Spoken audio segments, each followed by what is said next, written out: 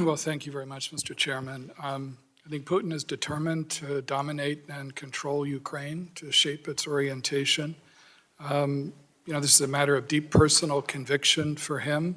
He's been stewing in a combustible combination of grievance and ambition for many years.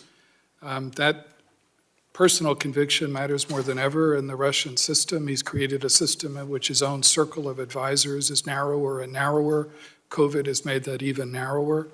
And it's a system in which it's not proven career enhancing for people to question or challenge his judgment. So he's gone to war, I think, on the basis, Mr. Chairman, of a number of assumptions which led him to believe that Russia faced a favorable landscape for the use of force against Ukraine this winter. First, that Ukraine, in his view, was weak and easily intimidated. Second, that the Europeans, especially the French and Germans, were distracted by elections in France and a leadership succession in Germany and risk averse.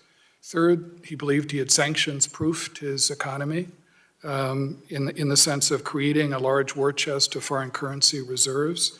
And fourth, he was confident that he had modernized his military and they were capable of a quick, decisive victory at minimal cost. He's been proven wrong on every count. Those assumptions have proven to be profoundly flawed over the last 12 days of conflict. President Zelensky, as you mentioned, Mr. Chairman, as the ranking member mentioned, has risen to the moment and demonstrated courageous and remarkable leadership, and Ukrainians have resisted fiercely. Second, the Europeans have demonstrated remarkable resolve, especially the Germans. Third, the economic consequences of the sanctions which have been enacted so far are proven to be devastating for Russia, especially against the Russian central bank, depriving Putin of the ability that he assumed he'd have to defend the ruble.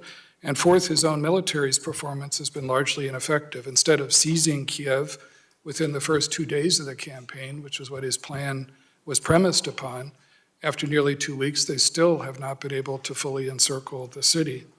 And so, Putin has commented privately and publicly over the years that he doesn't believe Ukraine's a real country. He's dead wrong about that. Real countries fight back. And that's what the Ukrainians have done quite heroically over the last 12 days. As you said, Mr. Chairman, I think Putin is angry and frustrated right now.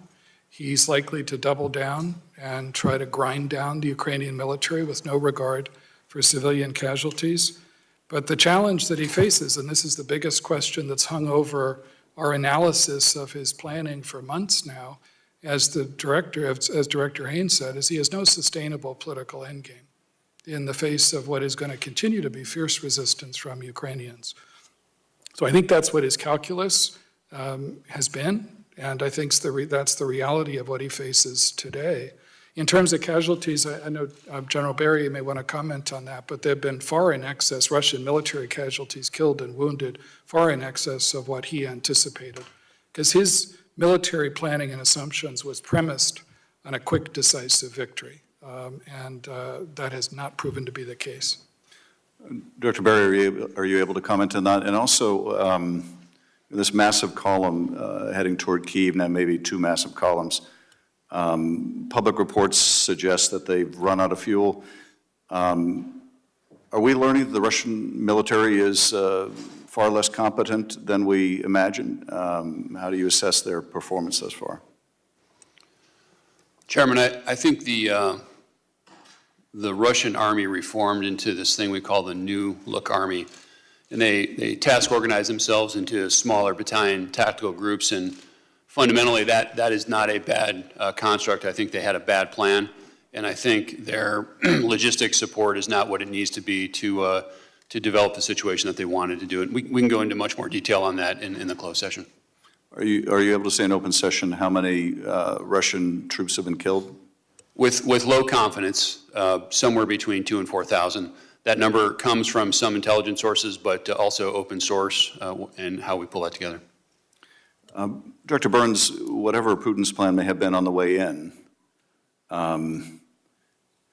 if that plan involved the installation of a puppet regime, that seems highly implausible now. How does this end? Well, that's the core question, Mr. Chairman. I think Putin's assumptions, as I said before, have turned out to be profoundly flawed. I fail to see, and our analysts fail to see, how he could sustain a puppet regime or a pro-Russian leadership that he tries to install in the face of what is massive opposition from the Ukrainian people. In many ways, it's been Putin's aggression going back to 2014 in Crimea that's created the strong sense of Ukrainian nationhood and sovereignty that he faces today. So I fail to see how he can produce that kind of an endgame. And where that leads, I think, is for an ugly next few weeks in which he doubles down, as I said before, with scant regard for civilian casualties, in which urban fighting can get even uglier. Because the one thing I'm absolutely convinced of, and I think our analysts across the intelligence community are absolutely convinced of, is the Ukrainians are going to continue to resist fiercely and effectively. Finally,